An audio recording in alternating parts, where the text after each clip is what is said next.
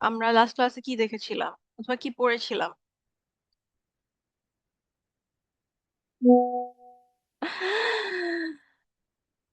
আমরা হচ্ছে different kind of financial institutions, banking and non banking financial institutions দেখেছিলাম, mutual funds নিয়ে একটু দেখেছিলাম, ইনভেস্টমেন্ট ব্যাংকস দেখেছিলাম, মার্চেন্ট ব্যাংকস দেখেছিলাম। কেউ একটু আমাকে বলতে পারবেন যে মিউচুয়াল ফান্ডস গুলো আসলে কি?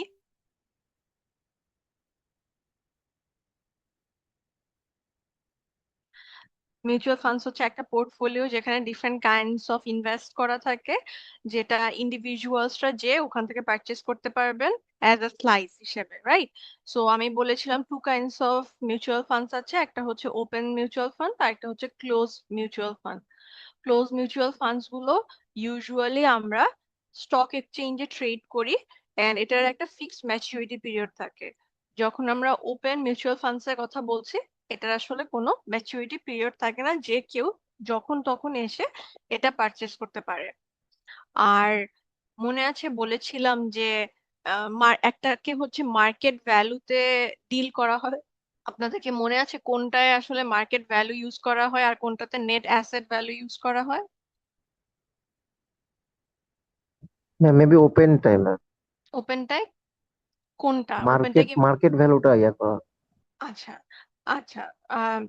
ওপেনটায় আসলে মার্কেট ভ্যালু নিয়ে ডিল করা হয় না কেন? ধরুন যখন আমরা মার্কেট ভ্যালু নিয়ে ডিল করি, আমাদের আর্গুমেন্টটাই থাকে যে মার্কেট ভ্যালু থাকতে হলে ওটার একটা ডিমান্ড অ্যান্ড সাপ্লাই, মানে একটা প্রপার মার্কেট থাকতে হবে, right? To determine the market value, মানে ধরুন আমি যখন একটা ল্যান্ড পারচেজ করতে চাচ্ছি, আমরা জানতে চাই যে আশেপাশে এই সেম রিজিয়নে ল্যান্ড গুলো কত টাকায় সেল করছে, বিকজ ওটার একটা ডিমান্ড আছে এন্ড একটা হয়তো বা সাপ্লাই অত বেশি না, মানুষ মিলে এই ডিমান্ড ওয়াইজ একটা প্রাইস ফিক্স করে।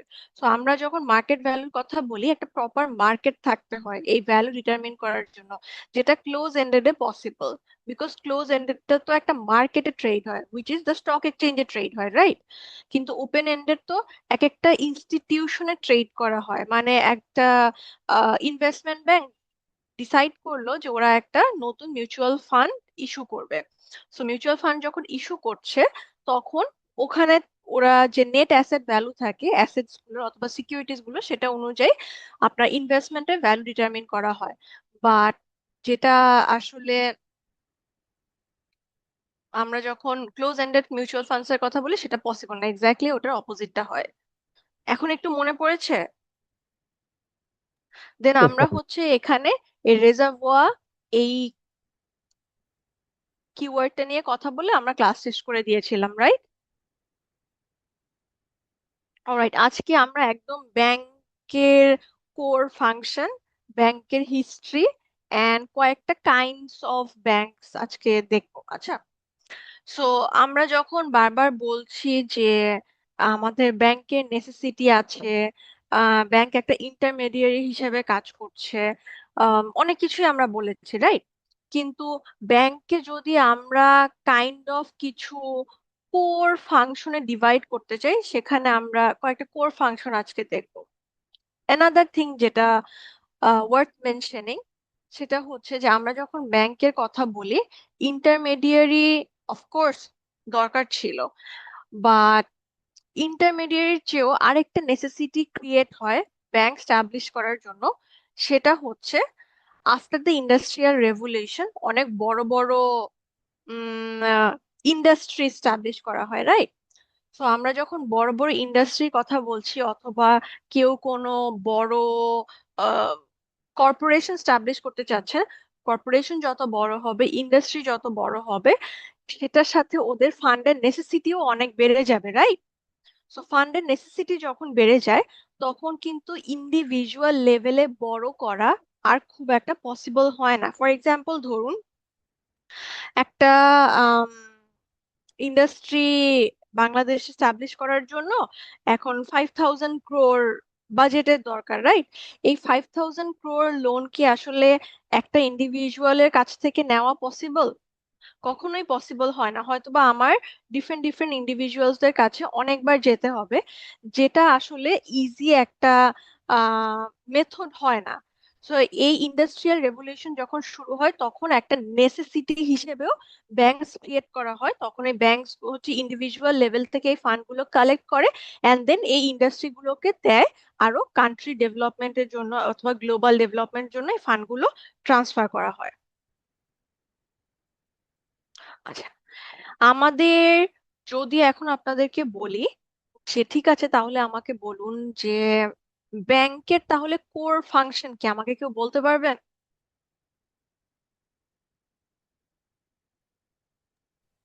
ইনভেস্টমেন্ট আর লোন। ইনভেস্ট করা অ্যান্ড লোন দেওয়া। জি। আচ্ছা, এক সেকেন্ড। আচ্ছা, আমার এখানে তো ওয়েটিং রুমে কেউ পাননি, পেয়েছেন? ওয়েটিং রুম তো অন করা না, আমাকে শেয়ারিন বলছেন যে ওয়েটিং রুম অন করা। ওয়েটিং রুম অন করা না, একটু কাইন্ডলি ওকে বলেন। অলরাইট, একজন বলেছেন ইনভেস্ট করা অ্যান্ড লোন দেওয়া। Anything else? Demand deposit. Money deposit করা। Alright, anyone else? Anything else? And transfer of funds. Transfer of funds. Alright. আচ্ছা, সবারটাই আসলে ঠিক। তো এগুলোকে যদি আমরা থিমেটিক্যালি আরেকটু অ্যারেঞ্জ করতে চাই, তাহলে আমরা মোটামুটি তিনটা থিমে ব্যাংকের ফাংশন গুলোকে ডিভাইড করতে পারি। দ্য ফার্স্ট ওয়ান হচ্ছে লোন অ্যাডভান্স করা, বিকজ অ্যাগেন আমরা বারবার bank and non banking financial ইনস্টিটিউশনের মধ্যে যখন ডিফারেন্স ক্রিয়েট করতে চাচ্ছি, আপনাদের মনে আছে যে মেইন ডিফারেন্সটা আসলে কি?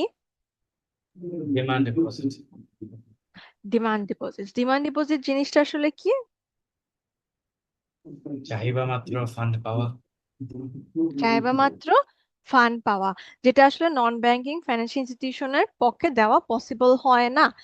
সো ফার্স্ট ফাংশন হচ্ছে আমাদের ফান্ড যখন চাবে তখন দিতে হবে, এন্ড যখন রাখতে আসবে তখন রাখতে হবে, মানে আমার ডিপোজিট করতে পারবে যে কোনো কেউ যে কোনো সময় আমার ব্যাংকে এসে।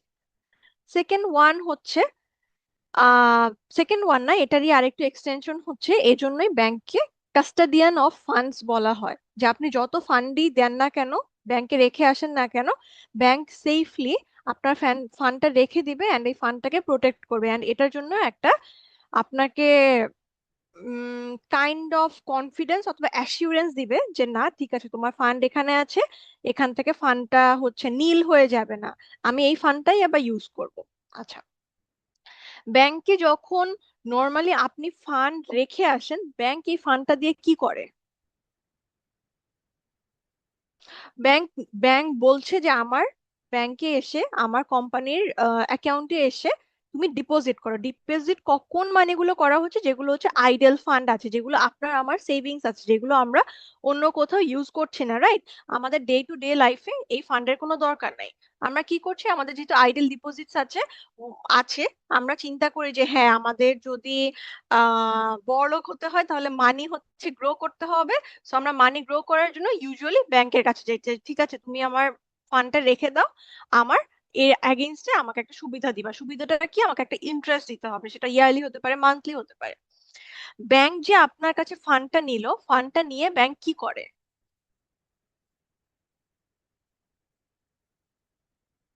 আমার কথা কি শোনা যাচ্ছে? ইনভেস্টমেন্ট করে ম্যাম বিভিন্ন জায়গায়। কি করে? ইনভেস্ট। ইনভেস্টমেন্ট করে আচ্ছা, ইনভেস্টমেন্ট করে। আপনারা ইনভেস্টমেন্টের একটা দুটো এক্সাম্পল দিতে পারবেন?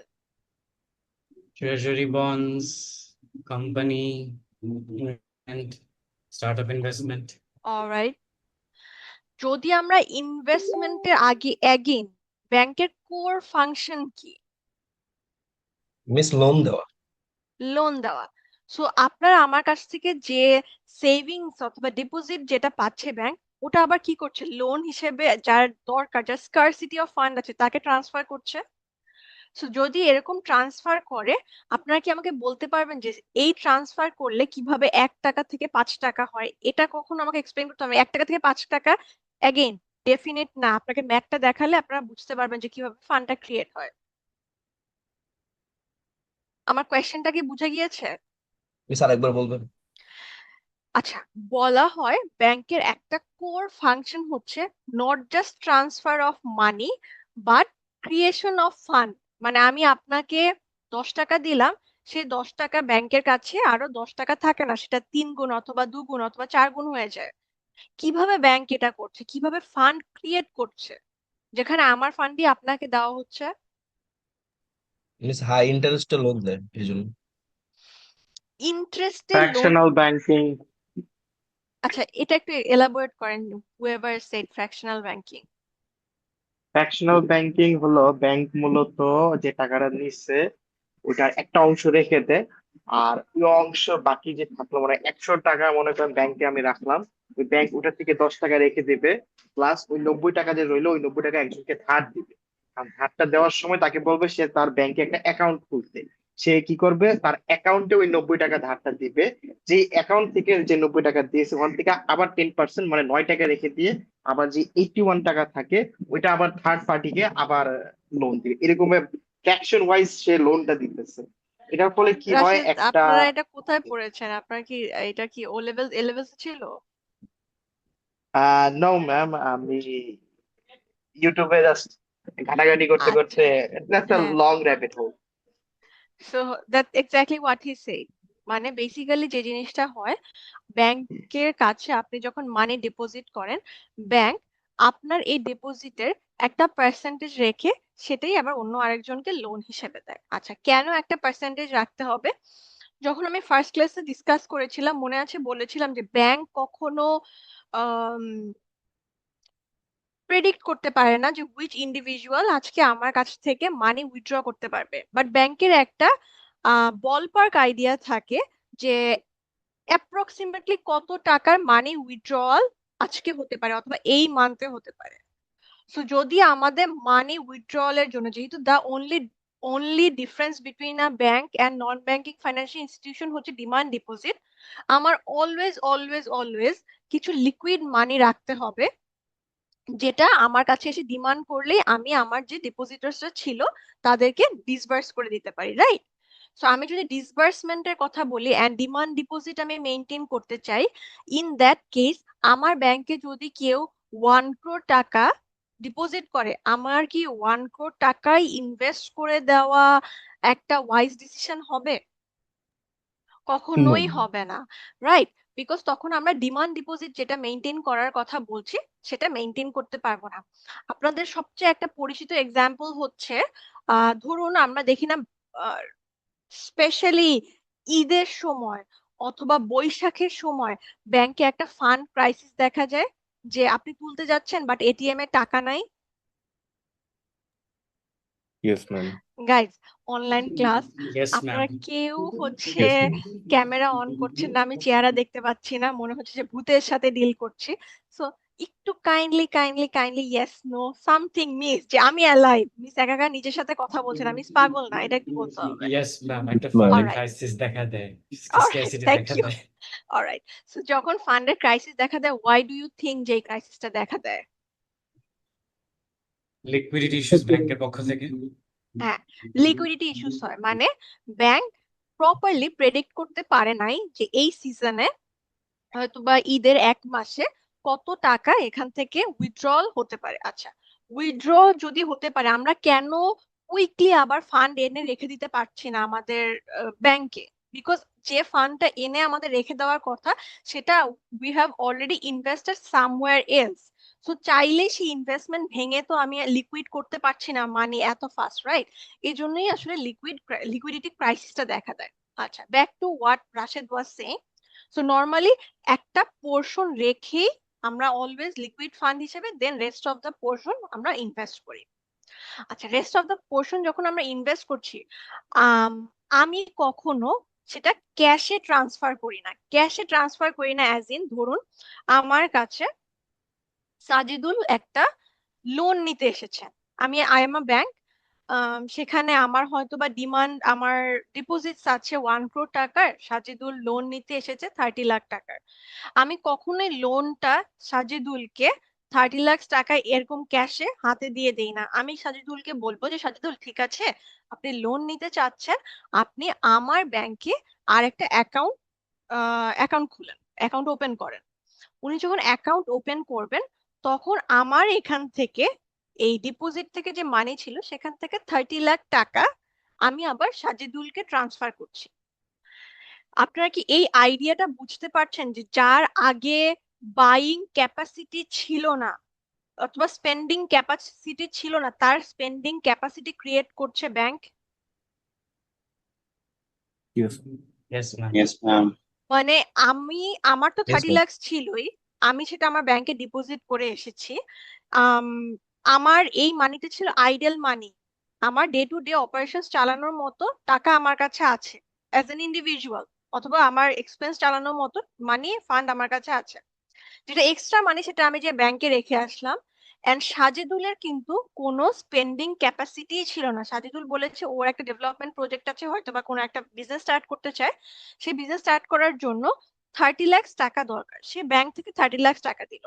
এই যে ব্যাংক নতুন ক্যাপাসিটি ক্রিয়েট করলো উইদাউট ডিমিনিশিং মাই ক্যাপাসিটি, এটাই হচ্ছে বেসিক্যালি ক্রেডিট ক্রিয়েশন। মানে আগে ক্রেডিট ছিল, ইকোনমিতে মানি ছিল শুধুমাত্র 30 লাখ, সাজেদুলকে আমরা যখন মানিটা দিয়ে দিলাম সেটা ইকোনমিতে মানি হয়ে গেল 60 লাখ। এটা এত ইজি না, আমি আপনাদেরকে ম্যাথ দিয়ে দেখাবো, এই ম্যাথটা আপনাদের আছে, বাট এতটুকু আইডিয়া কি আমরা বুঝতে পারছি? জি ম্যাম। Yes, ma'am. মানে বুঝতে ইকোনমিতে পেরেছি। যখন আমাদের ফান্ড রান করা দরকার, ফান্ড বাড়ানো দরকার, এই ফান্ড ক্রিয়েশন করে হচ্ছে ব্যাংকের Bank. থ্রুতে জিনিসটা করা হয়। I am hoping and guessing আপনারা মোটামুটি এতটুকু বুঝতে পেরেছেন। যারা ক্রেডিট ক্রিয়েশন, সো আমরা তিনটা কোর ফাংশন পেয়ে গেলাম। একটা হচ্ছে ডিপোজিট একসেপ্ট করে, সো সিন্স ডিপোজিট একসেপ্ট করে সেজন্য আমরা ব্যাংকের কাস্টোডিয়ান বলছি। সেকেন্ডলি হচ্ছে লোন দেয় এন্ড মানি ক্রিয়েশন করে, এন্ড দেন ফান্ড মোবিলাইজ করে। মোবিলাইজ মানে কি আপনারা কেউ বুঝতে পেরেছেন যে মোবিলাইজার এই কিওয়ার্ডটার মানে আসলে কি? আইডল ডিপোজিটেড মানিটা কাজে লাগানো, বিভিন্ন জায়গায় ইনভেস্ট করে। মানে বেসিক্যালি হাত বদল করে ভ্যালুটা ইনক্রিজ একটা, করে। হ্যাঁ, হাত বদল করা মানে কি? কোনো কিছুকে মোবিলাইজ করা মানে কি? সেটাকে একটা ভেলোসিটি দেওয়া, রাইট? যখন ব্যাংকে হচ্ছে ডিপোজিট করা হচ্ছে, কোনো ফান্ড রাখা হচ্ছে, এই ফান্ডটাকেই ট্রান্সফার যে করাটা অথবা রান করার যে কাজটা সেটা হচ্ছে ব্যাংক করছে। সো এই তিনটা হচ্ছে আমরা বলতে পারি ব্যাংকের কোর ফাংশন।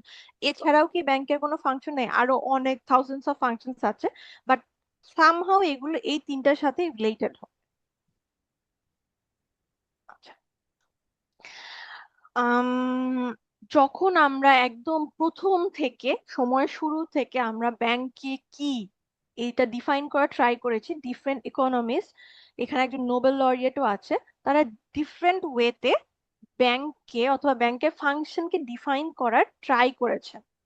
সো একদম ফার্স্টের একদম ইনিশিয়াল লেভেলে ডেফিনেশনটা দেন হচ্ছে ওয়াল্টার লিফ। ওয়াল্টার লিফ বলেন বেসিক্যালি ব্যাংক হচ্ছে যেটা ডিমান্ড ডিপোজিটস আছে। যখন আমরা বারবার কথায় কথায় ডিমান্ড ডিপোজিট বলছি যে ব্যাংকে আমরা কিভাবে ডিফারেন্স করছি, ব্যাংক অন্যান্য ইনস্টিটিউশনের সাথে সেপারেট করতে পারছি, সেপারেট করার অনলি ওয়ে হচ্ছে ব্যাংক ডিমান্ড ডিপোজিটস প্রোভাইড করে, রাইট? সো যখন ওয়াল্টার লিভ ডিফাইন করতে চেয়েছেন ব্যাংকে, সেও একদম এই ন্যারো ভিউ থেকে ব্যাংকে ডিফাইন করেছেন যে কনভারসেশন স্টপস হিয়ার। যদি ডিমান্ড ডিপোজিট দিতে পারে তাহলে আমরা সেটাকে ব্যাংক বলতে পারবো, এছাড়া তাকে ব্যাংক বলা যাবে না। যখন হোয়াইটের কাছে চলে আসলাম, হোয়াইট আবার এটাকে আর একটু এলাবোরেট করা ট্রাই করেন। এই যে আমরা কোর ফাংশনের কথা বললাম, এই কোর ফাংশনের আরেকটা ফাংশন নিয়ে এসেছেন, which is the manufacturer of credit or the creator of credit। যখন ব্যাংকের কথা বলছি, ব্যাংক শুধুমাত্র আপনার ডিমান্ড ডিপোজিটই দিচ্ছে না, এছাড়াও আপনার ক্রেডিট ক্রিয়েট করছে পুরো ইকোনমিতে রান করার জন্য। লাস্ট সবচেয়ে ব্রড ভিউ দেয় হচ্ছে প্রফেসর কিনলি। প্রফেসর কিনলি এটাই বলেন যে আমাদের কাজ হচ্ছে ব্যাংক এমন একটা ইনস্টিটিউশন যেখানে যে আমরা আমাদের এক্সট্রা যে ফান্ডটা আছে সেটা ডিপোজিট করব, এন্ড সেই ফান্ডটাই আবার আমরা সেফগার্ড করব, এন্ড দেন যখন কেউ এই ফান্ডটার জন্য আস্ক করবে, যার স্কারসিটি আছে, তার জন্য এই ফান্ডটা আমরা আবার অ্যাডভান্স করব। তো এই ডেফিনেশন গুলো মুখস্থ করা, আমি বলবো না ওয়ার্ড টু ওয়ার্ড মুখস্থ করতে, বাট লিস্ট কে কোন জিনিসটা অথবা ন্যারো ভিউ নাকি ব্রড ভিউ থেকে কথাগুলো বলে এগুলো একটু মনে রাখতে হবে। আচ্ছা, আমরা কি এতক্ষণ পড়া ফলো করতে পেরেছি? আই নো একটু থিওরিটিক্যাল জিনিসপত্র বেশি। ইয়েস ম্যাম, করে করছি। অলরাইট, তো এখন কথা হচ্ছে বাংলাদেশে আসলে ব্যাংকের শুরু হলো কোথা থেকে। তো ব্যাংকের শুরু তো হয়েছে আমাদের সাবকন্টিনেন্টে, একদম ব্রিটিশ কলোনিয়াল সিজনে, এরাতেই শুরু হয়েছে। বাট আমি যদি আরেকটু পরে এসে আমাদের ইন্ডিপেন্ডেন্স থেকে কথা বলা শুরু করি, যে আফটার ইন্ডিপেন্ডেন্স আমাদের দেশের আসলে অ্যাগেইন যেটা একদম নতুন ওয়ার টর্ন কান্ট্রি অবস্থা হয় ওরকমই অবস্থা ছিল। কোনো ফান্ডস ছিল না, কোনো প্রপার ব্যাংকস ছিল না। ম্যাম একটা যেটা, কোয়েশ্চেন, ম্যাম হ্যাঁ sorry please to interrupt. Please, না শিওর। বাংলাদেশ তো তার ইনসেপশনে সোশ্যালিস্ট কান্ট্রি ছিল, তো সোশ্যালিস্ট সিস্টেমে কিভাবে ব্যাংক থাকে, নাকি সোশ্যালিস্ট সিস্টেমেও ব্যাংক থাকতে পারে? কেন থাকতে পারে না? তাদের তো সেন্ট্রাল মার্কেট বেসিক্যালি গভর্নমেন্ট। এখন গভর্নমেন্ট তো তেমন কোনো কারেন্সি নাও রাখতে পারে সোশ্যাল সিস্টেমে। এটা খুবই old view of socialist system. কোনো ইকোনমি, কোনো ভিউই আসলে ব্যাংক ছাড়া রান করা পসিবল না। সেটা আপনি যে ফিলোসফি ফলো করেন না কেন, অ্যাগেইন আপনার আপনি যে ফিলোসফি ফলো করছেন অথবা যে ইকোনমিতেই আপনি কারেন্টলি আছেন, আপনার ক্রেডিট ক্রিয়েশনের দরকার।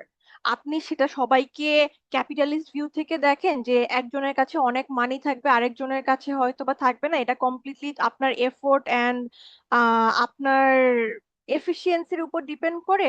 আরেকটা হচ্ছে না, সবাইকে হচ্ছে আমরা সেম ওয়েতে ট্রিট করব, সবার কাছে ইকুয়াল লেভেল অফ ওয়েলথ থাকবে। এভরিথিং এর জন্যই আমাদের ফান্ড ক্রিয়েশনের দরকার। আমরা যদি বলি যে ঠিক আছে আমাদের ইকোনমিতে 2001-এ হয়তো বা 1 বিলিয়ন, 1 বিলিয়ন একটু বেশি বলে ফেলছি, $100 মিলিয়ন ছিল, এখনো সেই $100 মিলিয়ন নিয়ে আমরা 2026-এ রান করবো, এটা কোনোদিনও সম্ভব না। এটা আরেকটু ডিপ কনভারসেশন, আমি আগে একটু হিস্ট্রিটা শেষ করি, দেন না হয় দরকার হলে আমি আপনার সাথে আবার এই কনভারসেশনে যাব। Alright, so history of banking. So 1971-এর পর যেটা হয়, বাংলাদেশ একটা ওয়ার টর্ন কান্ট্রি ছিল, অ্যান্ড অফকোর্স ফান্ড ছিল না কার কাছে। ফান্ড যদি না থাকে তার মানে কি ফান্ড কারো কাছে ট্রান্সফারও হচ্ছিল না, কোনো ডেভেলপমেন্টও হচ্ছিল না। তো বাংলাদেশ কি করে, যখন ইন্ডিপেন্ডেন্স হয় তখন দেখে যে দুটা কমার্শিয়াল ব্যাংক আছে, যেটা বাংলাদেশ স্টাবলিশডই ছিল পাকিস্তান এরাতেই বাংলাদেশ থেকেই বাংলাদেশে স্টাবলিশ করা হচ্ছে বাংলাদেশি ওনার্স এর ব্যাংক। আচ্ছা, আর ছিল 8টা পাকিস্তানি ব্যাংক, বাট এই পাকিস্তানি ওনার্সরা আফটার ওয়ার আর কি 1971-এর পরে দে ফ্লেড বাংলাদেশ। সো বাংলাদেশ থেকে যখন চলে যায়, গভর্নমেন্ট কি করে যে কিভাবে আসলে এখানে একটা ইন্টারমিডিয়ারি সেট করা যায়, তারা সব ব্যাংকগুলো ন্যাশনালাইজ করে ফেলে। আমার ন্যাশনালাইজেশন অফ ব্যাংক মানে কি বুঝতে পারছি? রাষ্ট্রায়ত্ত করা, গভর্নমেন্টের আন্ডারে রাষ্ট্রায়ত্ত করা। আচ্ছা, এখানে ওনার কে থাকে? Solly government. Solly government.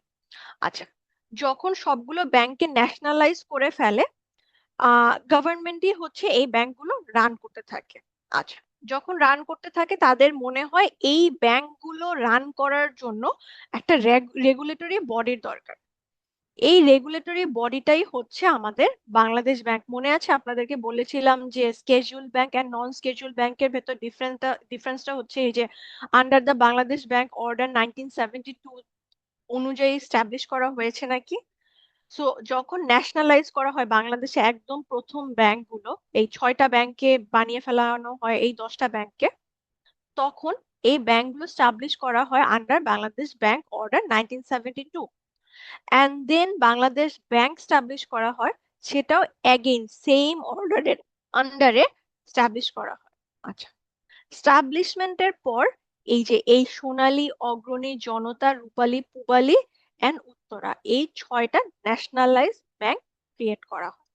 আচ্ছা, ভালো কথা, আমাদের এখন তাহলে 1972-তে আমাদের একটা রেগুলেটরি বডি আছে, অ্যান্ড দেন 6টা ন্যাশনাল ব্যাংক আছে।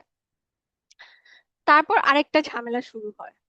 মানে আমরা মনে করি যে লোন ডিফল্ট অথবা পলিটিক্যাল প্রায়োরিটাইজেশন এগুলো খুবই রিসেন্ট সময়ে বাংলাদেশে হচ্ছে, বাট এটা আসলে খুবই ভুল জিনিস। একদম ইনসেপশন থেকেই এটা হয়ে আসছে।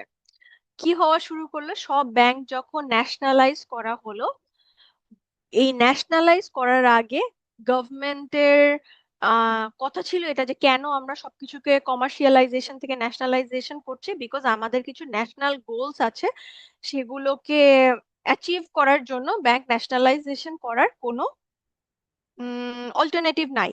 আচ্ছা, ন্যাশনালাইজ করার পর দেখা গেল যে অ্যাগেন ফান্ড দেওয়া হচ্ছে শুধুমাত্র তাদেরকে যাদের পলিটিক্যাল কানেকশন অথবা ইন্টারফারেন্স আছে, যাদের আসলে পুয়ার অথবা মাইক্রো ক্রেডিট যাদের দরকার তাদেরকে আসলে কোনোই ফান্ড দেওয়া হচ্ছে না। স্মল বিজনেস ওনার্সরা কোনো ফান্ড পাচ্ছে না, ফান্ড মিসঅ্যাপ্রোপ্রিয়েট করা হচ্ছে। অ্যান্ড মোস্ট ইম্পর্টেন্টলি, সব পাওয়ারফুল গ্রুপস অফ পিপলরা ফান্ড নেওয়া শুরু করলো, অ্যান্ড ফান্ড নিয়ে কেউই আসলে ফান্ডের পে ব্যাক করছিল না। সো ডিফল্ট লোন হওয়া শুরু করে সবকিছু। সো যখন ডিফল্ট লোন হওয়া শুরু করে, অ্যাগেইন মানি তো ক্রিয়েট হচ্ছে না, আমাদের আবার একটা ডিস্ট্যাবিলাইজ সিচুয়েশন ক্রিয়েট হয় বাংলাদেশে। দেন আবার গভর্নমেন্ট থিঙ্ক করা শুরু করে যে ঠিক আছে, আমাদের তো গোল ছিল আসলে যাতে সবাইকে সেম ওয়েতে ফান্ড ট্রান্সফার করা হয়, ফান্ড ক্রিয়েট করা হয়, সেটার জন্যই আমরা ন্যাশনালাইজ করেছিলাম ব্যাংকগুলোকে। বাট এটা আসলে ন্যাশনালাইজেশন ইজন্ট ওয়ার্কিং এনিমোর, আমাদের আসলে কমার্শিয়াল অথবা প্রাইভেট সেক্টরের কাছেও কিছু ব্যাংক দিয়ে দিতে হবে। দেন কি হয়, 1985-এ যে এই যে রূপালী ব্যাংক এন্ড উত্তরা ব্যাংককে প্রাইভেট সেক্টরের কাছে দিয়ে দেওয়া হয় কমপ্লিটলি, এন্ড 1986-কে এই রূপালী ব্যাংককে পাবলিক লিমিটেড কোম্পানিতে ট্রান্সফার করা হয়। আমাকে কি কেউ বলতে পারবেন যে 6টা আমাদের ন্যাশনাল ব্যাংক ছিল, সেখান থেকে আমরা কিভাবে এই 6টা ব্যাংকে প্রাইভেটে ট্রান্সফার করতে পারি আর কিভাবে পাবলিকে ট্রান্সফার করতে পারি? মানে স্ট্রাকচারে কি ডিফারেন্স চলে আসে অথবা ওনারশিপে কি ডিফারেন্স চলে আসে?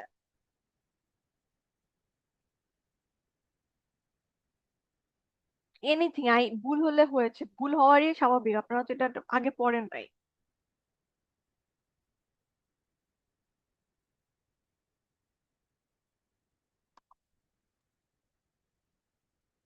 ম্যাম, ধারণা ডিরেক্টরের সংখ্যায় কোনো চেঞ্জ আসবে? কিসের সংখ্যায়? ডিরেক্টরের ডিরেক্টরের সংখ্যায় সংখ্যায় ডিরেক্টরের সংখ্যা তো ডেফিনেটলি চেঞ্জ আসবে, but that's not the core reason or difference. আমি ওনারশিপের কথা বলছি, বাবা একটু ওনারশিপের পার্সপেক্টিভ থেকে চিন্তা করুন। গভর্নমেন্টকে রিপোর্ট করতে হবে না? আমাদের দেশে কোন ব্যাংকে গভর্নমেন্টকে রিপোর্ট করতে হয় না? মিস কোশ্চেনটা বুঝিনি, আরেকবার বলুন। কোয়েশ্চেনটা ছিল, আমি বলেছি ইন্ডিপেন্ডেন্সের পর আমাদের মোট 10টার মতো ব্যাংক ছিল, রাইট? দুটা ছিল হচ্ছে বাংলাদেশি পার্সোনাল ওন, এন্ড বাকি 8টা ব্যাংক ছিল পাকিস্তানি স্টাবলিশ, জাস্ট বাংলাদেশে ব্রাঞ্চ ছিল, এন্ড এটা অনেকগুলো ব্রাঞ্চ ছিল। আচ্ছা, আফটার 1971 পাকিস্তানি যে ওনার্সরা ছিলেন, দে ফ্লেড ফ্রম বাংলাদেশ। আচ্ছা, তারপর গভর্নমেন্ট কি বললেন যে ঠিক আছে, এই 10টা ব্যাংক যে আছে, এই 10টা ব্যাংককে আমাদের কাইন্ড অফ ন্যাশনালাইজ করে 6টা ব্যাংক বানিয়ে ফেলি। এই 6টা ব্যাংক ছিল এই যে এই 6টা: সোনালী, অগ্রণী, জনতা, রূপালী, পূবালী এন্ড উত্তরা। দেন কেন এইভাবে ন্যাশনালাইজ করা হয় ব্যাংক? যাতে ফান্ড ইকুয়ালি ট্রান্সফার করা হয় ইচ গ্রুপ অফ পিপলের জন্য, তাদের যে গোলস ছিল কান্ট্রির জন্য সেটা অ্যাচিভ করতে পারে, উইচ ইজ ফান্ডের সাইকেল করা এন্ড ফান্ড ক্রিয়েশন করা, এন্ড যাদের স্কারসিটি অফ ফান্ডস আছে তাদেরকে যে কোনো লেভেলে ফান্ড প্রোভাইড করা। দেন দেখা গেল যে আসলে ফান্ড শুধুমাত্র তাদেরকেই দেওয়া হচ্ছে যাদের সাথে আসলে পলিটিক্যাল ইনফ্লুয়েন্স আছে অথবা ইনফ্লুয়েন্সিয়াল গ্রুপ অফ পিপলকে, এন্ড যাদেরকে ফান্ড দেওয়া হচ্ছে তারা আসলে কখনোই আর ফান্ড ফেরত দিচ্ছে না ব্যাংকে। তার মানে কি, ডিফল্ট হওয়া শুরু করলো লোন। লোন যদি ডিফল্ট হওয়া শুরু করে, যে আমাকে ডিপোজিট করেছিল তাকে তো আমি আর ফান্ড ফেরত দিতে পারছি না, রাইট? ফান্ড আমার নাই, ফান্ড গায়েব হয়ে যাচ্ছে।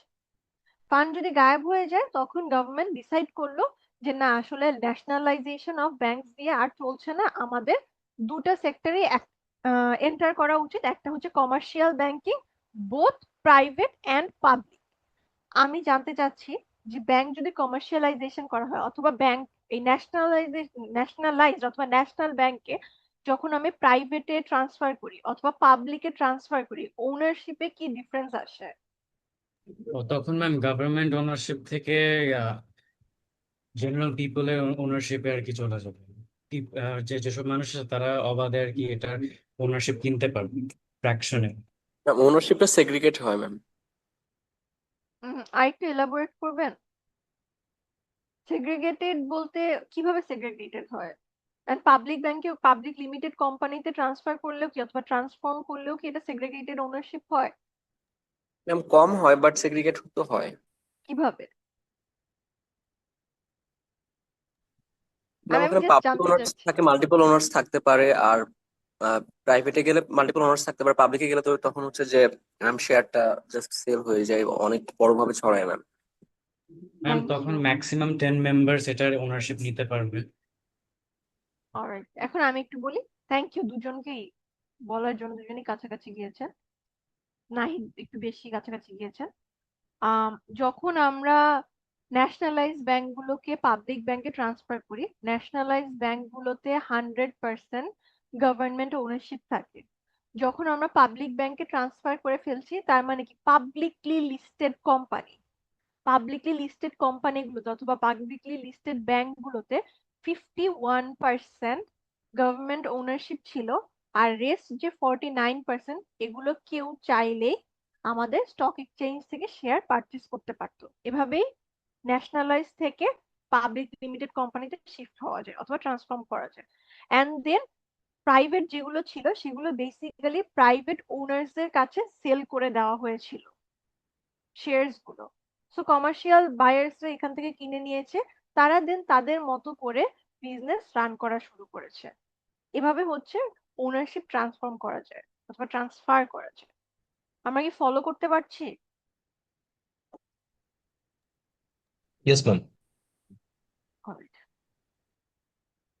এখানে এনডিএন কবে কোন ব্যাংক স্টাবলিশ করা হয়েছে একটু আপনারা নিজেরা দেখে নিন, বলার কিছু নেই, খুবই বোরিং কথাবার্তা।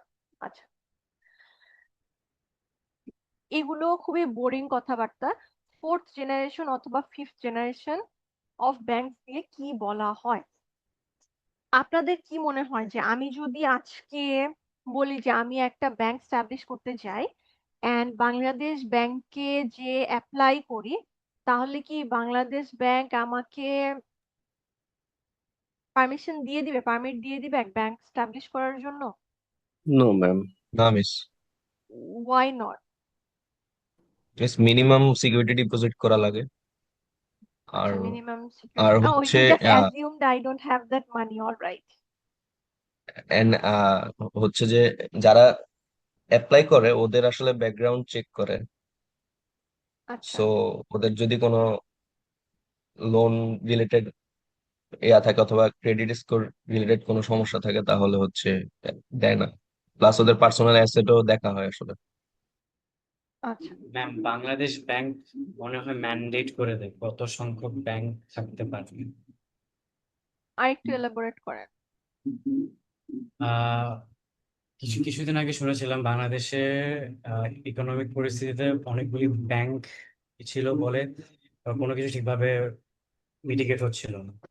সো বাংলাদেশ ব্যাংক আর কি একটা ল পাস করেছিল আর কি, যে ব্যাংক কত সংখ্যায় থাকতে পারবে বা চলাচল করতে পারবে ওটার একটা সংখ্যা ফিক্স করে দাও। I think moral that. Alright, anyone else? Sharin বলেন, if you are here. Sharin এখন জিজ্ঞেস করতেছেন মিস Yes, কি ma'am. পড়াচ্ছে। No, Sharin, ma'am. অলরাইট, বলেন হোয়াট ডু ইউ থিঙ্ক যে আসলে আমাদের বাংলাদেশে ব্যাংকের পারমিট গুলো কিভাবে দেওয়া হচ্ছে? মানে যে যখন চাচ্ছে তখনই কি তাকে পারমিট দিয়ে দেওয়া হচ্ছে? মানে আমি না, আজকে ম্যাম। চাইলাম, আরেকজন মানে নেক্সট ইয়ার চাইলো, যখন যে যাচ্ছে তাকে পারমিট না দেওয়া হলে কিভাবে দেওয়া হচ্ছে? জাস্ট আ গেস। ম্যাম, যেটা হচ্ছে ইমন and তাজভিদ দুজন যে পয়েন্টটা টাচ করেছে, প্রথমে তো একটা মিনিমাম ক্যাপিটাল থাকতে হবে আমার to function as a bank. এটার সাথে অ্যাজ সাজেদুল সেড, যে যে পার্সনটা অ্যাপ্লাই করছে তার অ্যাসেট চেক করা হবে, পার্সোনাল অ্যাসেটস, অ্যান্ড অলসো সেটার সাথে পার্সোনাল অ্যাসেটস চেক করা হবে অ্যান্ড আচ্ছা, ইটস অলরাইট, থ্যাংক ইউ, তিনজনেই ট্রাই জি করেছেন, থ্যাংক ইউ সো জি মাচ। আমি যেটা বুঝাতে চেয়েছিলাম, আপনাদের যে কনসার্নস গুলো আছে, কনসার্নস গুলো খুবই ভ্যালিড কনসার্ন, বাট আমার কোয়েশ্চেনটা আসলে আর একটু ডিফারেন্ট পার্সপেক্টিভ থেকে ছিল। আমাদের ব্যাংকিং হিস্ট্রিকে ডিফারেন্ট ডিফারেন্ট জেনারেশনে ডিভাইড করা হয়েছে। ডিফারেন্ট ডিফারেন্ট জেনারেশনে কেন ডিভাইড করা হচ্ছে? ব্যাংকে কখনোই যে যখন যায়, অথবা আজকে দুটা ব্যাংক চাইলো এই বছর স্টাবলিশ করার জন্য, নেক্সট ইয়ারে আরো তিনটা ব্যাংক এসে চাইলো স্টাবলিশ করার জন্য, এভাবে আসলে পারমিশন বাংলাদেশ ব্যাংক দেয় না। বাংলাদেশ ব্যাংক পারমিশন দেয় in batches. In batches as in বলে দেয় যে নেক্সট 1 or 2 ইয়ার্স এর ভেতর আমরা নেক্সট 10 ইয়ার্স এর জন্য হয়তোবা 10টা ব্যাংককে পারমিশন দিব। সেটার জন্য হচ্ছে কল ফর প্রপোজাল করে, এন্ড দেন ওখান থেকে সিলেক্ট করে, অফকোর্স ওখানে হচ্ছে ব্যাকগ্রাউন্ড চেক করে, ফান্ড কত আছে, অ্যাসেট কত আছে, ক্রেডিট রেটিং, এভরিথিং চেক করে। হোয়াট আই মেন্ট ইজ যে আসলে যে যখন যায় তখন কি তাকে পারমিশন দিয়ে দেওয়া হয় নাকি, তাকে তখন পারমিশন দেওয়া হয় না। এই টিল নাও বাংলাদেশে এই পারমিশন দেওয়ার ফ্লোটাকে অথবা ব্যাচটাকে হচ্ছে জেনারেশনে, 5টা জেনারেশনে ডিভাইড করা হয়েছে। কখন ব্যাংক ডিসিশন নেয় যে এখন কল ফর প্রপোজালস করবে ব্যাংক স্টাবলিশ করার জন্য? যখন বাংলাদেশ ব্যাংক মনে করে যে আমার economy either doing good or bad. যে কোনো সময় আমার যদি হতে পারে যে কিছু, হ্যাঁ, এখন হয়তো বা কিছু স্পেশালাইজড ব্যাংক আমাদের স্টাবলিশ করা দরকার, আমাদের ইকোনমি খুব ভালনারেবল কমিউনিটি যারা আছে তাদেরকে হয়তো বা প্রায়োরিটাইজ করা হচ্ছে না, অথবা ইকোনমি জিডিপি অনেক বেশি ভালো গ্রোথ হচ্ছে, হয়তোবা আরো কিছু কমার্শিয়াল ব্যাংক থাকলে ফ্লোটা আরো কুইক হবে, আরো সাইজটাও আরো বেড়ে যাবে, ফ্লো এর সাইজ, রাইট? তখনও হয়তোবা আবার কল ফর প্রপোজালস করতে পারে। সো এই লেটেস্ট আমাদের কল ছিল হচ্ছে এই 5th জেনারেশনে এসে, যখন আবার অনেকগুলো ব্যাংককে পারমিশন দেওয়া হয় বাংলাদেশে স্টাবলিশ করার জন্য। আচ্ছা, যখন স্টাবলিশ করা হয়, যদিও এখানে এখন অনেক কনভারসেশন চলে এসেছে এন্ড কথা হচ্ছে যে আমাদের ইকোনমিটা এত ছোট, আমাদের আসলে এই 60+ ব্যাংকের কোনো দরকার নাই। কেন এতগুলো ব্যাংক স্টাবলিশ করা হলো অথবা পারমিশন দেওয়া হলো? আর এতগুলো ব্যাংক যখন স্টাবলিশ করা হয়েছে, তার মানে কি আমাদের ডিফল্টের পার্সেন্টেজও অনেক বেড়ে গিয়েছে। সো এই সব কিছুই প্রিভেন্ট করা পসিবল হতো যদি পারমিশন দেওয়ার আগে আপনারা যেগুলো বলছেন যে প্রপার স্ক্রুটিনি করা হতো, অথবা আমরা যখন লোনগুলো দিচ্ছি লোনগুলো আমাদের প্রপার যারা নিড আছে তাদেরকে লোনগুলো দেওয়া হচ্ছে, অথবা প্রপার ক্রেডিট যাদের রেট আছে তাদেরকে দেওয়া হচ্ছে নাকি। সো এগেইন আমরা মনে করি এই ইস্যুস গুলো আসলে রিসেন্ট ইস্যুস, এগুলো রিসেন্ট ইস্যুস না, এগুলো একদম বাংলাদেশের ইনসেপশন থেকে চলে আসে। And then the most important part, যেটা আপনারা বলেছিলেন যে ইনাফ ফান্ড আছে নাকি। ইনাফ ফান্ড বলতে তারা দেখে পেইড আপ ক্যাপিটাল কত আছে। পেইড আপ ক্যাপিটাল কি মনে আছে? Issued capital, paid up capital, fund, shares, yes ma'am, yes, মনে আছে। বলুন। যেই টাকাটা শেয়ারের জন্য পে করে। হ্যাঁ, সো দেখে যে লেটেস্ট বাংলাদেশ ব্যাংকের এন্ড রেগুলেশন ওয়াইজ যদি কারো 500 crore পেইড আপ ক্যাপিটাল থাকে, বেসিক্যালি 500 crore টাকার ফান্ড থাকে, in that case say bank establish করার জন্য বাংলাদেশ ব্যাংকের কাছে অ্যাপ্লাই করতে পারবে। এতটুকু পর্যন্ত সবার ক্লিয়ার হয়েছে?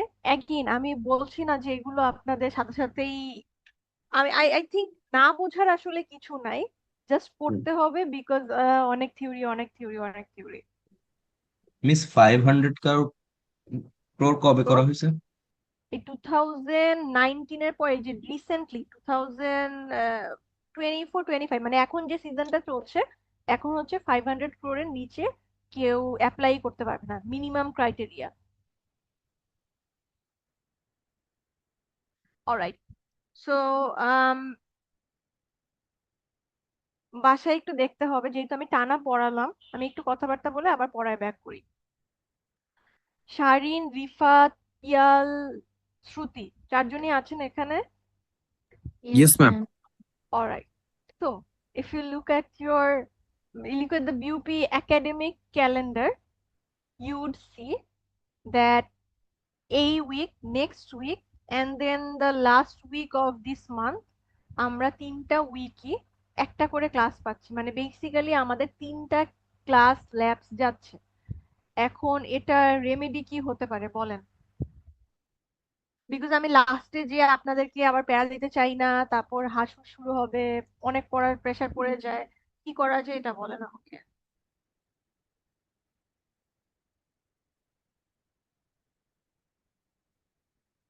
কম syllabus, wow, why didn't I think of it? Farhan বলেন। ম্যাম ওইটাই বলতাম, একটু সিলেবাস কমায় দেওয়ার জন্য। Please do ma'am. আচ্ছা, একটু সিয়ারদের কাছ থেকে আমরা একটু আগে শুনি, অলরাইট?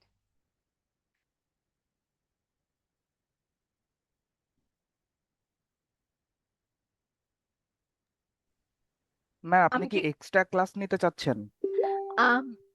Essentially yes. আপনাদের তো থার্সডেতে বন্ধ, রাইট? Yes ma'am. আমি আপনাদেরকে প্রেসার দিব না যেদিন আপনাদের বন্ধ আসার জন্য, যদি না আপনারা উইলিংলি এই জিনিসটা চান। আপনাদের নেক্সট 4 ডেজে কি সানডে বাদে আমরা হচ্ছে মানডে টিউসডে ভেতর কি কোনোদিন একটা ক্লাস অ্যাকোমোডেট করতে পারি? নট নেসেসারিলি আপনার একই সেকশন 2 দিন, মানে 2 সেকশন একই দিনে হতে হবে। হয়তোবা মানডে একটা নিলাম, একটা সেকশনে নিলাম, টিউসডেতে আরেকটা সেকশন, টিউসডে তো অনলাইন, কি বলতেছি, ম্যাম মানডেতে একটা সেকশন নিলাম। হ্যাঁ, বলুন। মানডে ম্যাম আমাদের টানা ম্যাম 3টা ক্লাস, বুধ সানডে ম্যাম আমাদের পরপর 2টা ক্লাস। সানডে কি ম্যাম কোনোভাবে সম্ভব? সানডে আবার আমার জন্য একটু ডিফিকাল্ট হয়ে যায় আর কি। আর মানডে আর টিউসডে বুধবার অনলাইন। সেমই, লাইক 3টা ক্লাস ব্যাক টু ব্যাক। কিন্তু বুধবার তো বন্ধ, বুধবার তো সম্ভব না। হ্যাঁ, মানে বুধবার তো সম্ভবই না। আপনারা কি একটু কোনোভাবে দেখবেন যে আমার ক্লাসটা, আপনাদের ক্লাসটা পর পর এই যে 2 দিন, এটা কি কোনোভাবে মানে সোয়াপ করা যায় নাকি? একদিন রবিবার তাও তো হয় না। মানডে, আপনারা বলেন অল্টারনেটিভ কি হতে পারে, মানে বেটার অল্টারনেটিভ। অনলাইন ক্লাস না। লিটারেলি ক্লাস শুরু করেছি পরে একজন রাশেদ বলেছেন যে মিস অনলাইন ক্লাস না, কিছু বোঝা যায় না, 15% মানুষ শুধুমাত্র বুঝে না, 15% পড়া বুঝে না, 15% মানুষ বুঝে, আমি এটা বুঝি নাই। ম্যাম আমরা একটা কাজ করতে 15% পারি। ইফেক্টিভনেস বলছি ma'am। ও আচ্ছা, ইফেক্টিভনেস, সরি সরি। ম্যাম একটা কাজ করতে পারি যে মানে এই ব্রেকটা শেষ হলে দেন আমরা কোনো এক আর কি দিন আর কি একটা এক্সট্রা ক্লাস করে নিলাম, যেহেতু এখন টাইম আমার মিলছে না। 3টা ক্লাস মিস হচ্ছে রিফাত, 3টা। হ্যাঁ মানে এই ব্রেকটা যাক, দেন আমরা একটা কিছু করি, মানে এখন তো ওয়াও, যেহেতু হচ্ছে না। অক্টোবরে 2টাই মিস, ওয়াও। আচ্ছা। ম্যাম বোঝাতে যাচ্ছে আমাদের মিড তো সেপ্টেম্বরে আর কি, আর কি তার আগে ক্লাস 3টা মিস হয়ে যাচ্ছে।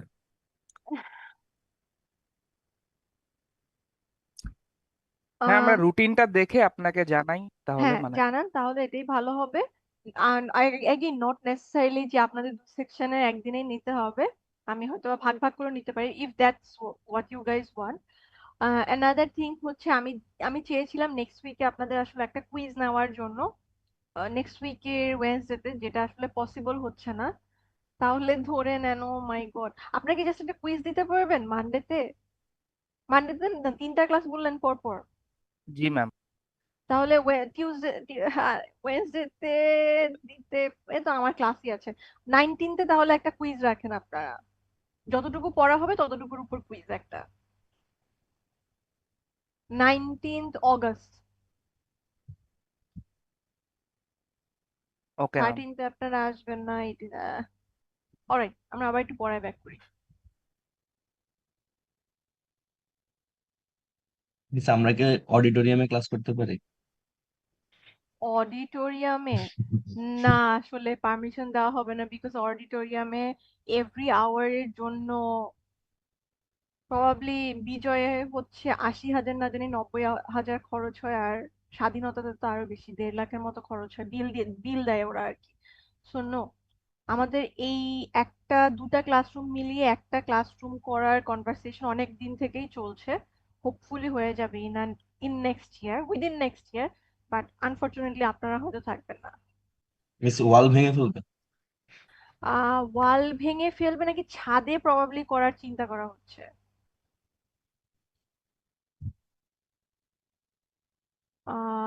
অলরাইট, আপনাদেরকে যে একটা লিংক দিয়েছিলাম বাংলাদেশ ব্যাংকের ওয়েবসাইটে, আপনারা কি দেখেছিলেন? যে কাইন্ডস অফ ব্যাংকস,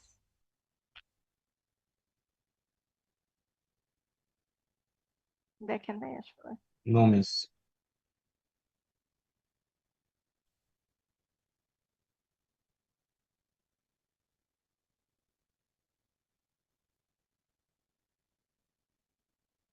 অলরাইট, এখানে আসলে বাংলাদেশ ব্যাংকের ওয়েবসাইটে দেওয়া আছে, সেটারই একটা summarised version.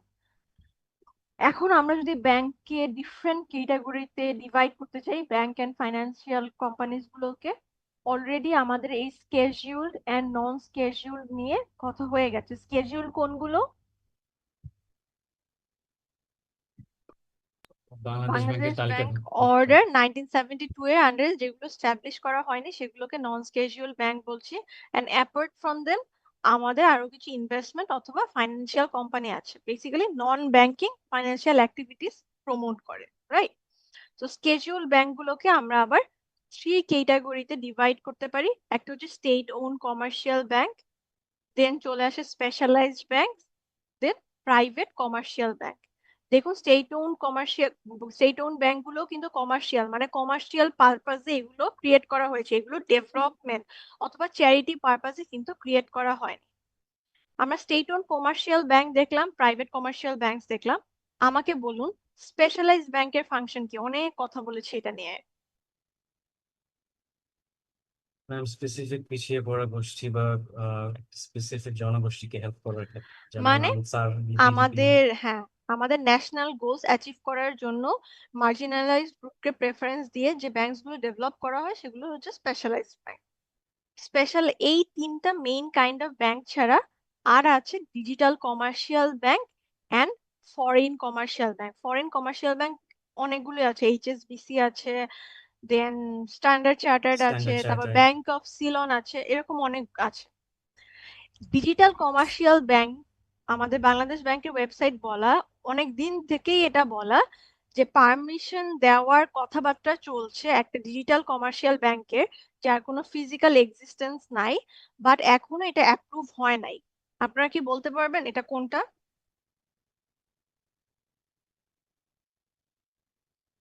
Digital commercial bank বলতে আমরা কোনটাকে রেফার করছি? বিকাশ রিলেটেড। বিকাশ নগদ টাইপ। কোনটা? একজন বলেছেন বিকাশ, আর একজন কি বললেন?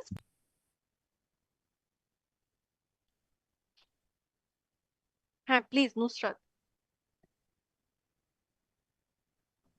ম্যাম, আমার একটু ব্যাংক রিলেটেড কোয়েশ্চেন ছিল, কিন্তু এটা একটু পলিটিক্স এর সাথেও কানেক্টেড। সেটা হচ্ছে যে হাসিনা রেজিমে আমরা দেখেছি যে বেশ কয়েকটা ব্যাংক এরকম পারমিশন পেয়েছে যাদের স্ট্যান্ডার্ড মিট করার ক্যাপাসিটি ছিল না, তাও তারা পারমিশন পেয়েছে। অ্যান্ড যখন হাসিনা চলে গেল, ইউনূস সরকার যখন ক্ষমতায় আসলো, তখন এই পূবালী ব্যাংক সহ ইউআইসি না কি যেন একটা ব্যাংক আছে, ইউসিবি, এগুলো ব্যাংকের এমডি থেকে শুরু করে অনেক হাইলি অফিসিয়াল পার্সোনাল যারা আছে তাদের র্যাঙ্কের পরিবর্তন হয়েছে। এবং এটার পরে আবার বেশ কিছু ব্যাংক, 5টা ব্যাংককে একীভূত করলো বাংলাদেশ ব্যাংক। এবং এই হাসিনা সরকারের পরে দেশ থেকে প্রায় 28 থেকে 29 লাখ কোটি টাকা পাচার হয়ে গেছে। তো এত বড় অ্যামাউন্ট, এটা এখন আমাদের বাংলাদেশে যে কয়টা এক্সিস্টিং ব্যাংক আছে এগুলোর উপর কিরকম প্রভাব ফেলছে? কারণ এগুলো তো আলটিমেটলি দেশেরই উৎপাদন করা টাকা।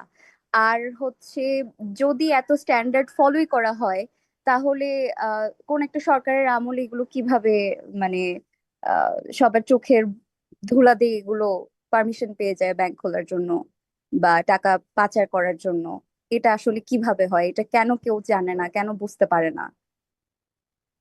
Alright Nusrat, thank you for your question. আমরা এটা শেষ করে আপনার কোয়েশ্চেন থেকে আমি অ্যাড্রেস করছি, but before that let me clarify one thing. I am an academic. আমি আসলে পলিসি ক্রিয়েটর না, পলিসি নিয়ে ডিসকাস করি, বাট পলিসি এস্টাবলিশমেন্টেও কাজ করি না, আর রেগুলেটরি বডিতেও নাই। বাট হ্যাঁ, কথাবার্তা অফকোর্স আপনার যেটা নিয়ে বলেছেন সেটা নিয়ে অনেক কথাবার্তা হচ্ছে, এন্ড এখানেও একটা কনভারসেশন হওয়া উচিত। আমি এটা শেষ করে আপনার কোয়েশ্চেনে ব্যাক করছি। না, অলরাইট। আসলে কিছু জায়গায় এগুলো নিয়ে কথাবার্তা হয়তো, মানে আমার অফকোর্স, এন্ড ইট শুড এই বি। জন্য আপনার কাছ থেকে আমি অফকোর্স আমরাও আজকে ডিসকাস করবো, বাট আমি জাস্ট এই ক্লাসিফিকেশনটা শেষ করেই আপনার নিয়েছি। কোয়েশ্চেনে আমি ব্যাক করছি। অলরাইট, সার্কেল ব্যাক করবো। আচ্ছা, জাস্ট একটা কথা বলি, সেটা হচ্ছে এই ডিজিটাল কমার্শিয়াল ব্যাংক দিয়ে আমরা নগদের কথা বলতে চাচ্ছি। সো পাস্ট রেজিমে এরকম একটা কথা উঠেছিল, নগদকে একটা ইন্ডিভিজুয়াল ব্যাংক হিসেবে রান করার ক্যাপাসিটি দেওয়া হবে। পরে তো যখন রেজিম চেঞ্জ হয়েছে, এখন তো অনেক কন্ট্রোভার্সি বের হয়ে এসেছে, সো এখনো পারমিশনটা দেওয়া হয়নি। তখনই বাংলাদেশ ব্যাংক এই নিউ কাইন্ড অফ ক্যাটাগরিটাকে স্টাবলিশ করে ফেলেছে, একটা ডিজিটাল কমার্শিয়াল ব্যাংক হবে, বাট এখনো এটা কনফার্মেশন আসে নাই। অলরাইট। আর চলে আসে কনভেনশনাল প্রাইভেট কমার্শিয়াল ব্যাংক আর হচ্ছে ইসলামিক ব্যাংক। এটার মধ্যে কোনো আমাদের কনফিউশন নাই। আমরা জানি যে স্টেট ওন কোনো ইসলামিক ব্যাংক নাই, সবগুলোই হচ্ছে কমার্শিয়াল অথবা ইন্টারেস্ট প্রিন্সিপাল ফলো করে। যেগুলো প্রাইভেট কমার্শিয়াল ব্যাংক আছে সেগুলো হচ্ছে আমাদের কিছু ফলো করে কনভেনশনাল ব্যাংকিং মেথডস, আর কিছু ফলো করে হচ্ছে শরিয়া ভিত্তিক, শরিয়া বেসড যে মডেলটা আছে সেটা। এখন ক্লাসিফিকেশনটা সবাই বুঝতে পেরেছি? Yes ma'am. অলরাইট, এখন একটু নুসরাতের কোয়েশ্চেনে ব্যাক করি যে মিস, এতই যদি রেগুলেশন হয়, কয়েকটা কোয়েশ্চেন ছিল ওর আসলে। এতই যদি রেগুলেশন হয়, কেন ব্যাংকগুলোকে পারমিশন দেওয়া হলো ফার্স্ট? সেকেন্ডলি হচ্ছে আম, এই মানি যে আমাদের কান্ট্রি থেকে চলে গেল, সেটা সেটার ইম্প্যাক্ট কি বাংলাদেশে, যদি আমি একদম বড় করে সামারাইজ করতে চাই। আর কোনো কোয়েশ্চেন ছিল? আর না, হচ্ছে এমডি চেঞ্জ হলো। অলরাইট, সো ফার্স্ট ওয়ান, কেন পারমিশন দেওয়া হলো?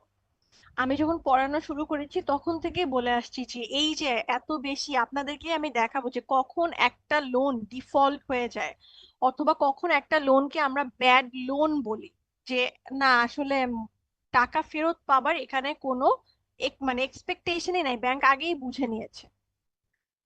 এই সমস্যাটা তো আসলে বাংলাদেশে নতুন না, ইনিশিয়েশন থেকেই শুরু হয়েছে। নতুন একটা কান্ট্রি, ওয়ার টোর্ন কান্ট্রি, যেখানে ইকোনমিতে কোনো ফান্ডই নাই, সেখান থেকেও মানুষ ফান্ড নিয়ে ফান্ড ফেরত দিচ্ছিল না। অ্যাগেইন আমাদের কোয়েশ্চেন আসে বারবার ঘুরে ফিরে, আমাদের কি রুলস নাই, আমাদের কি রেগুলেশন নাই, আমাদের কি প্রপার পলিসি নাই, আমাদের কি প্রপার রেগুলেটর নাই? আমাদের সবই আছে, কিন্তু কোনো কিছু ইমপ্লিমেন্টেশন নাই।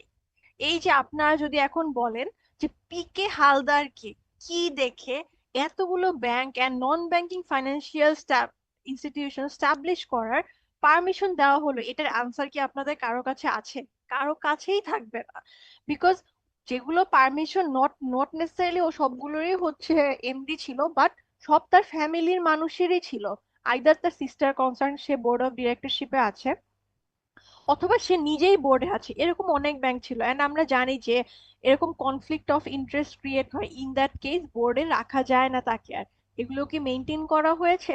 কোনো কিছুই করা হয়নি। না হলে একজন সিঙ্গেল পার্সন কিভাবে 6টা না জানি 7টা ব্যাংকের ব্যাংক্রাপসির অথবা নন ব্যাংকিং ফাইন্যান্সিয়াল ইনস্টিটিউশনের ব্যাংক্রাপসি ভার্জে নিয়ে যেতে পারে? Is there any explanation? এখন আমি এক্সপ্লেনেশন হচ্ছে সবচেয়ে দ্য মোস্ট কমিক্যাল ওয়ান, যে হ্যাঁ আহ, আহ, মানে করাপ্ট ছিল যারা পারমিশন দিয়েছে, অথবা যে এমডি ছিলেন সে করাপ্ট ছিল। এর চেয়ে আসলে এক্সপ্লেনেশন আর কি হতে পারে? এই দ্য প্রবলেম ইজ আপনারা আমি আমি যেটাকে দেখি আসলে, কোনো রেজিমেই হচ্ছে খুব একটা বেশি ডিফারেন্স আমাদের ব্যাংকিং সেক্টরের জন্য ক্রিয়েট করতে পারছে না।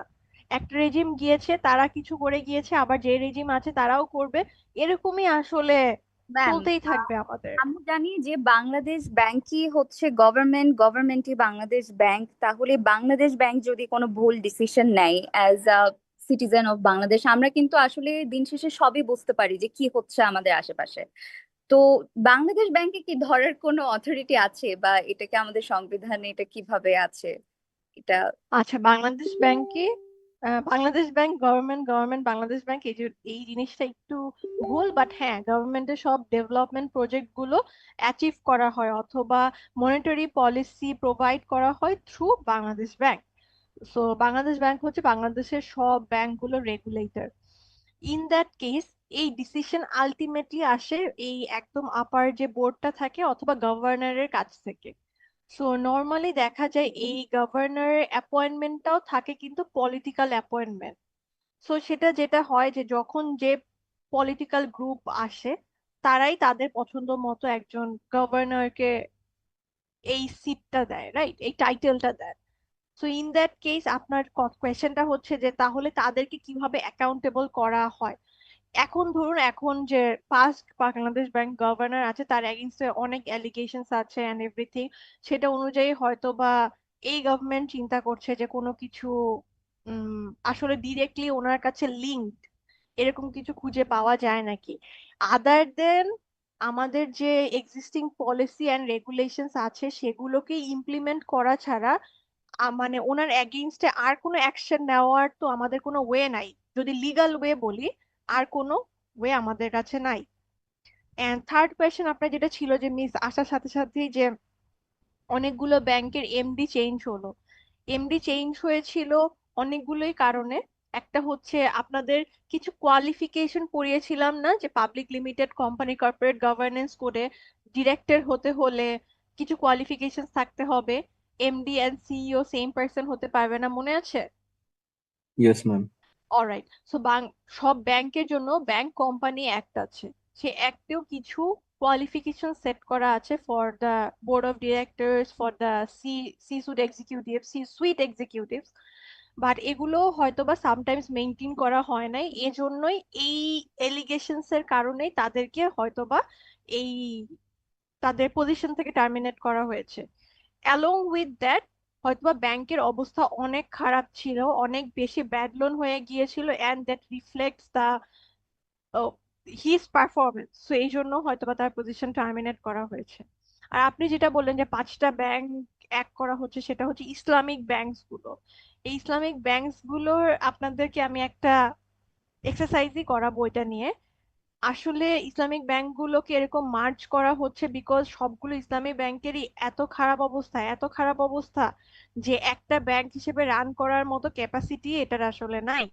তো আপনারা প্রবাবলি জানেন যে অনেক দিন ধরেই এরা হচ্ছে ফান্ড আটকে রেখেছে। আপনারা কি জানেন যে এক্সিম ব্যাংকে অনেকদিন ধরেই মানুষ আন্দোলন করছে, ফান্ড দেওয়া হচ্ছে না, আরো যে ব্যাংকগুলো আছে, যে ব্যাংকগুলোকে মার্জ করা হচ্ছে। সো এখন এই কনভারসেশনের কোনো মানে আপনার গোল হবে অ্যাজ স্টুডেন্টস, আপনারা পড়ে যাচ্ছেন, আপনারা কর্পোরেট গভর্নেন্স পড়েছেন, আপনারা সামনে কর্পোরেট এথিক্স পড়বেন, আপনাদের গোল থাকবে হচ্ছে high ethical and moral standards maintain করে ফেয়ারটাকে ফেয়ার বলা অ্যান্ড রাইটটাকে রাইট বলার কারেজ। তাহলে হয়তোবা বাংলাদেশ চেঞ্জ হবে একদিন ইনশাআল্লাহ। Very বোঝা hopeful, গেল? ma'am. Rest of the class এই কনভারসেশনস গুলো খুবই important, very very important, but এখানে আসলে আপনার পার্সপেক্টিভও অনেক ম্যাটার করে, আমাদের ইন্ডিভিজুয়াল বায়াসও কিছু থাকে, সেগুলো অনেক বেশি ম্যাটার করে। Alright, I am Understood, ma'am. Guessing কারো কিছু আসলে আর অ্যাড করার নাই, so I think I can move on.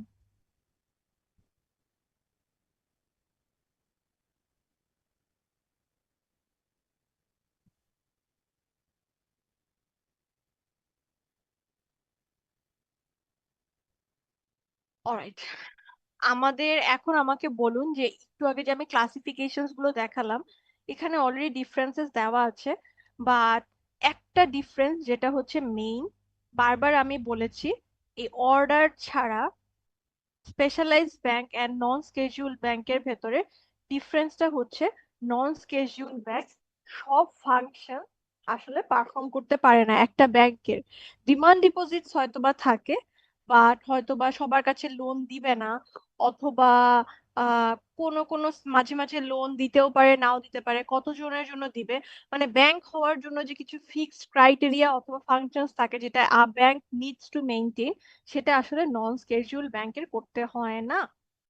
Another thing is, আমরা জানি যে স্পেশালাইজড ব্যাংকও কিন্তু বাংলাদেশ ব্যাংক অর্ডারের আন্ডারে পারফর্ম করে, অ্যান্ড ব্যাংক কোম্পানি অ্যাক্টের আন্ডারে এই স্পেশালাইজড ব্যাংকটা পারফর্ম করে। Specialized bank or any other banks in Bangladesh other than non schedule bank, non schedule ব্যাংকের পারফর্ম করার জন্য ডিফারেন্ট ডিফারেন্ট অ্যাক্টস আছে। ধরুন আমাদের যে সোশ্যাল ওয়েলফেয়ার অ্যাক্ট আছে সেটার আন্ডারে কিছু ব্যাংক পারফর্ম করে, অথবা আমাদের স্পোর্টস এন্ড ইউথ রিলেটেড একটা অ্যাক্ট আছে অথবা মিনিস্ট্রি আছে, সেটার আন্ডারেও আবার কিছু নন স্কেজুয়াল ব্যাংক ফর্ম করা হয়।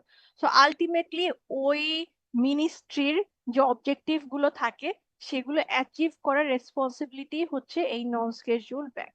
এই নন স্কেজুয়াল ব্যাংকের এক্সাম্পলস এন্ড স্পেশালাইজড ব্যাংকের এক্সাম্পলস গুলো ভেরি ভেরি ইম্পর্টেন্ট। আচ্ছা, এখন নেচার অফ ওয়ার্কের উপর ডিপেন্ড করেও ব্যাংকে আবার আরো কিছু ডিফারেন্ট ক্যাটাগরিতে ভাগ করা হয়। নেচার অফ ওয়ার্ক মানে কি? আমরা জানি ব্যাংকের কাজই হচ্ছে এই যে কাস্টোডিয়ান হওয়া, ফান্ড লেন্ড করা, আর ফান্ড অ্যাকিউমুলেট করা, ক্রেডিট ক্রিয়েশন করা। এগুলো আবার ডিফারেন্ট সেক্টর ফোকাস থাকে। কিছু কিছু ব্যাংক থাকে এরকম ইন্ডাস্ট্রিয়াল ব্যাংক। ইন্ডাস্ট্রিয়াল ব্যাংকের বড় বড় ফান্ডের দরকার হয়, মানে নট জাস্ট 10-20 লাখ টাকার ফান্ড, একজনেরই হচ্ছে 3-4-5 crore টাকার ফান্ডের দরকার হবে। এন্ড এই ফান্ডটা হয়তো বা 10 অথবা 20 অথবা 30 বছরের জন্য নেওয়া হচ্ছে। যখন এত বড় ফান্ড দেওয়া হচ্ছে তার মানে কি ফান্ড এক জায়গায় স্টাক হয়ে যাচ্ছে না এত দিনের জন্য, এত বড় ফান্ড। সো এই কাইন্ড অফ ব্যাংক গুলোকে একটা ডিফারেন্ট ক্যাটাগরিতে ফালানো হয়, যারা শুধুমাত্র ইন্ডাস্ট্রিতে ইনভেস্ট করবে, কোনো একটা particular industry that they choose, and then sometimes তাদের শেয়ারস অর ডিবেঞ্চার্স পারচেস করবে। আপনারা কি বলতে পারবেন ডিবেঞ্চার জিনিসটা আসলে কি?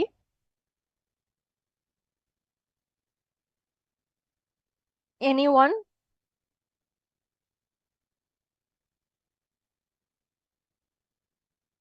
আচ্ছা, আমাকে কেউ বলতে ম্যাম, পারবেন? Isn't debenture miss type of securities. Bond? Siam আগে বলেছেন, সিয়াম বলেন। ম্যাম, ডিবেঞ্চার কি এক ধরনের বন্ড না? কেন বন্ড বলছেন একটু ইলাবোরেট করবেন? ম্যাম, অনেস্টলি আমরা যখন পড়েছিলাম ফাইন্যান্সে তখন বন্ড আর ডিবেঞ্চার একসাথে বলতো, তাই ধারণা করতেছি এটা একটা বন্ড। আচ্ছা, আমি জাস্ট বুঝতে পেরেছি, আমি বলি নাই যে একসাথে না, আমি জাস্ট জানতে চাচ্ছিলাম কেন। আরেকজনকে বলতে চাচ্ছিলেন, বলেন।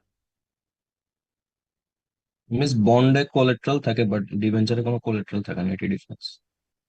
আচ্ছা, মেকানিজমটা একটু ডিফারেন্ট।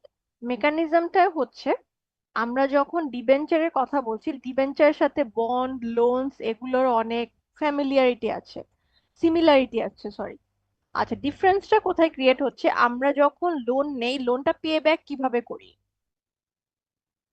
ম্যাম, আমরা ধাপে ধাপে টাকা দিই আর কি, ইনস্টলমেন্টসে। ইনস্টলমেন্টসে পে ব্যাক করি, আমাদের প্রিন্সিপাল অ্যামাউন্ট প্লাস ইন্টারেস্টটা পে ব্যাক করি, right?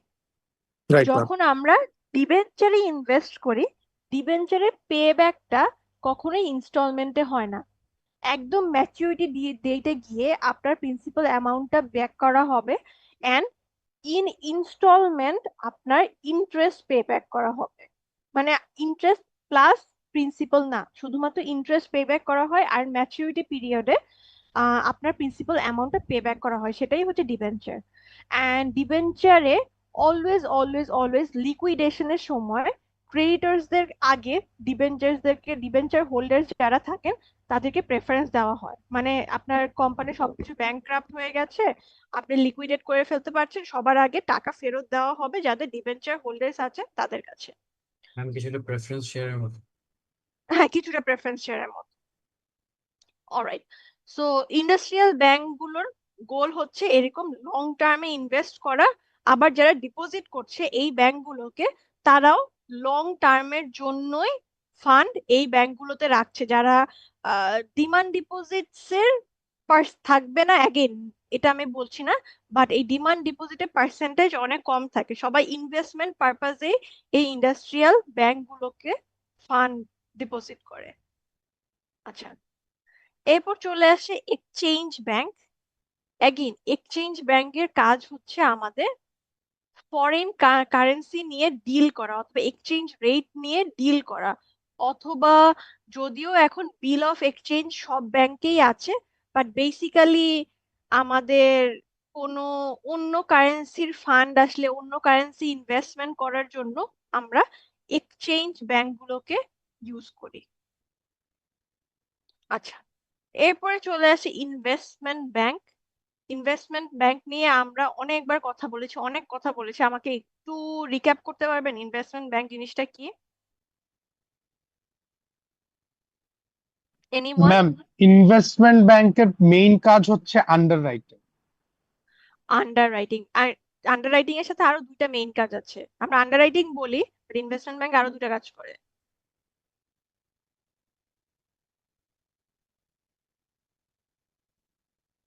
মার্জার and acquisition, IPO offering and consultation.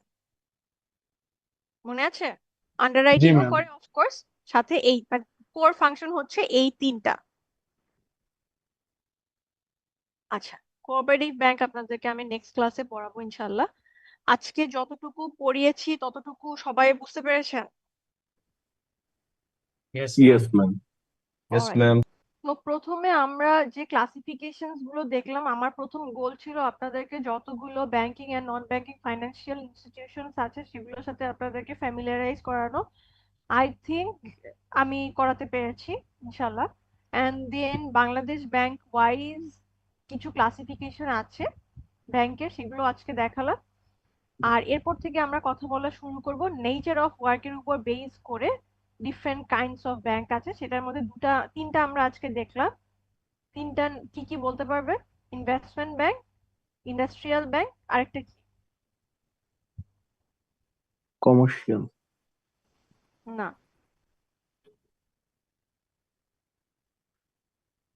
Exchange bank, right? এই তিনটা আমরা আজকে দেখেছি।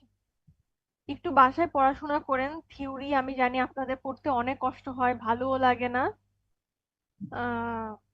বাট কি আর করব বলেন, আমার ঘাড়েই আপনাদের দুটো থিওরি এসে পড়ছে। ম্যাম, এই ইয়েটা থেকে মোস্টলি থিওরি থাকবে। না, আমি বলেছিলাম ফার্স্ট ক্লাসে আপনাদের 25 to 40 মতো ম্যাথস থাকবে ফাইনান্সের মার্কসের। Okay ma'am. ও মুসলিম। আচ্ছা, সিফাত লিখেছেন how about we skip Wednesday of third week also. Wow, let's do it, let's see. আর আমার দেখা যাবে এই সেমিস্টার শেষ করা লাগবে 10টা ক্লাস নিয়ে।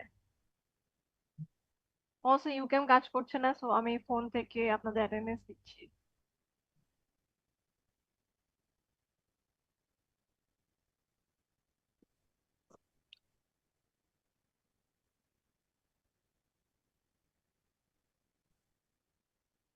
আপনাদের সকালে কার ক্লাস ছিল তপন স্যার? ফেরদৌস স্যার। কিন্তু স্যার কোন কোর্সটা নিচ্ছেন? Research methodology. Research methodology.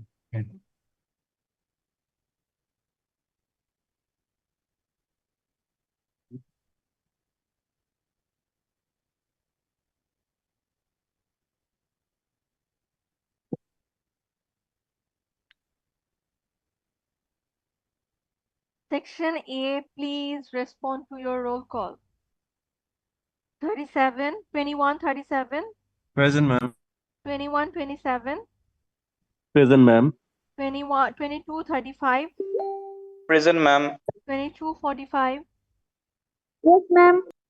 22, 61, Present, ma'am. 22, 77, Present, ma'am. 22, 101, Present, ma'am.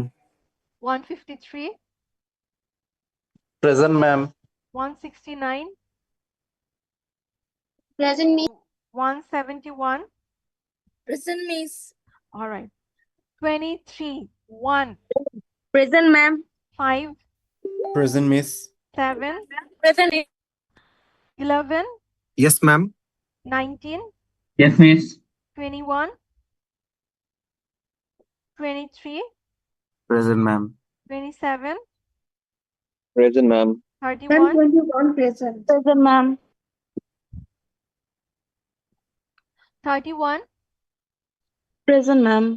33, Present, ma'am. 35, Present, ma'am. 41, Present, ma'am. 45, Present, miss. 51, Present, ma'am.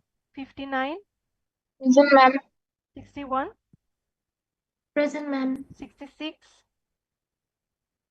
Miss 65. 66, 7, sorry, Yes, ma'am. 67. 69, Yes, ma'am. 75, Yes, ma'am. 77, Present, ma'am. 79, Yes, miss. 89, 91, Present, ma'am. 109. All right, 89 ki present. 93, 95,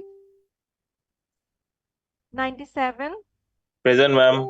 101, Present, ma'am. 109, Present, ma'am. 111, Present, ma'am. 113, Present, ma'am. 115, Present, ma'am. 119, Present, ma'am. 125, Present, ma'am. 127, Present, ma'am. 129, Present, ma'am. 131, Present, ma'am. 133, 137, Present, ma'am. 143, Present, ma'am. 145. Yes, ma'am. So absent Miss হচ্ছেন 89 present. 89. It's 89. আচ্ছা Sajidul present, Rifazul Alam 95 absent, আর ও just একজন absent, একজন Rifazul Alam 95.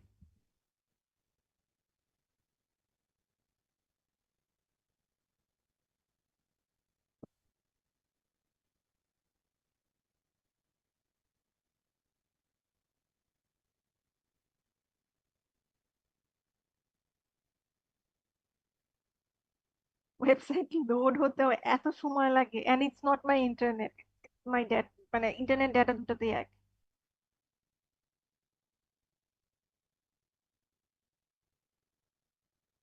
All right, section B, please respond to your roll call. 54, Yes, ma'am. 64, Present, ma'am. 84, 124, Present, ma'am. 14, Yes, ma'am. 26, Present, ma'am. 144, Present, ma'am. 154, Present, ma'am. 164, Yes, ma'am. 4, Yes, ma'am. 10, 12, Yes, ma'am. Ma'am 10 ma'am 10 দিয়েছি present দিয়েছি দিয়েছি 12 present, Yes, ma'am. 14, Present, ma'am. 20, Yes, ma'am. 22, Yes, ma'am. 26, Present, ma'am. 30, Present, ma'am. 42, Present, ma'am. 44, Present, ma'am. 48, Present, ma'am. 50, Present, ma'am. 52, 54, সিফাত ক্লাসের কোনো খবর Present, নাই. ma'am. 54, Present, ma'am. I'm 52 present. 52, হ্যাঁ 58, Yes, ma'am. 60, Present, ma'am. 64, 66, Present, ma'am. 68, Present, ma'am. 74, Yes, ma'am. 86, Present, ma'am. 88, Present, ma'am. 104, Present, ma'am. 108, Present, ma'am. 110, Present, ma'am. 116, Present, Miss. 22, Yes, ma'am. 24, Present, ma'am. 30, Present, ma'am. 32, 36, Present, ma'am. 32 present. 38, Present, miss. 40, Present, ma'am. 42. Present, ma'am. All right. দুজন absent, 64, Sunny, and Hasanur Rashid Nahid, 84. Ma'am 64 present Oh, Sunny, where were you? আমি তো নামই call ma'am করি নাই আপনার না। না ma'am call করছেন আমি প্রেজেন্ট দিছি বাট সামহাও মনে হয় যে আমার ইয়ারবাডে প্রবলেম ছিল Oh, all right, guys. See you next week. Allah Hafiz.